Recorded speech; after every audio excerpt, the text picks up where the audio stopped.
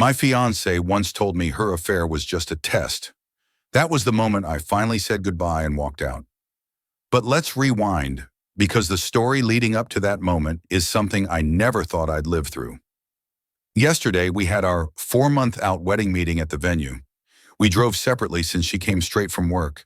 Toward the end, she casually mentioned that a friend would be dropping off a rental car nearby and needed a ride home. I didn't think twice. I knew the friend, it made sense. But when I got home later, hours passed. No texts, no calls, nothing. I started to worry. Finally, she walked in after more than 3 hours, saying it just took longer, that she hung out with her friend for a bit. I brushed it off but asked her to at least let me know next time. Then minutes later, I got a text from that very same friend. She apologized for not being able to make it to the venue and then dropped the bomb. "I didn't see your fiancé tonight." My heart sank. When I confronted her, she shrugged it off. "I can't control what my friend says." Then she walked outside. At that point, my gut was screaming. Against my better judgment, I checked her phone records. And I'm glad I did. Right after she stepped outside, she called that same friend. And earlier that day, a 1-hour call with a number I didn't recognize. The next morning, I tested her. I asked to see the text from her friend, the one that supposedly asked her for a ride. She refused. When I pressed further, she lied. First saying she'd been on the phone with her friend, then changing her story to say it was a coworker. His name? Michael. Something in me broke right then. After 30 minutes of dodging and excuses, she finally caved and showed me the messages. And my worst fears were confirmed. Explicit texts, sexual conversations, her trashing me, her confessing feelings to him, telling him she wanted to be with him. I could barely breathe. This wasn't just some random fling. This was a man she had known for barely 6 weeks. A coworker, 15 years older, divorced, multiple kids. And me, I'd been the one supporting her, paying the bills, keeping our home afloat, covering her while she got back on her feet. I had been working extra hours so she wouldn't need a second job. We had 3 dogs, a horse, a house together, and a wedding date 4 months away. 7 years together. Just like that, shattered. When I confronted her that night, she didn't apologize. She blamed me. "You work too much. You don't spend enough time with me.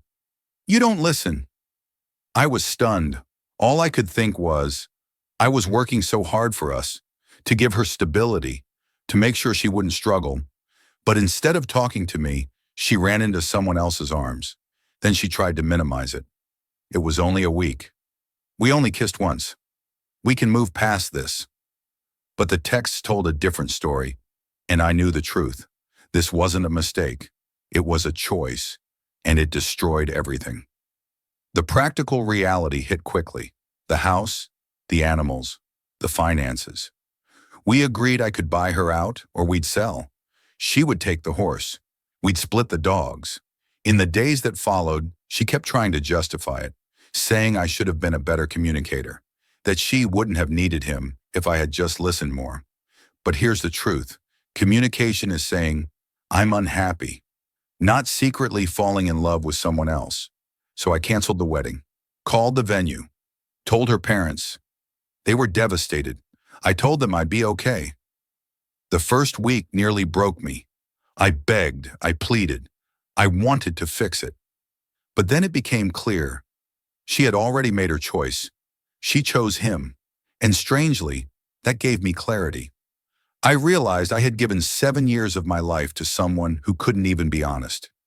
I had sacrificed my own happiness, my friendships, my free time, just to support her. So I made a decision. I would take back my life.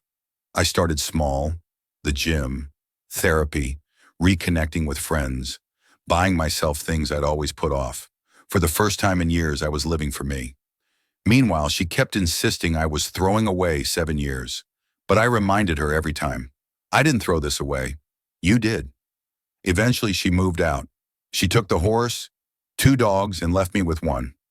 Saying goodbye to them was brutal, but it also gave me the clean break I needed.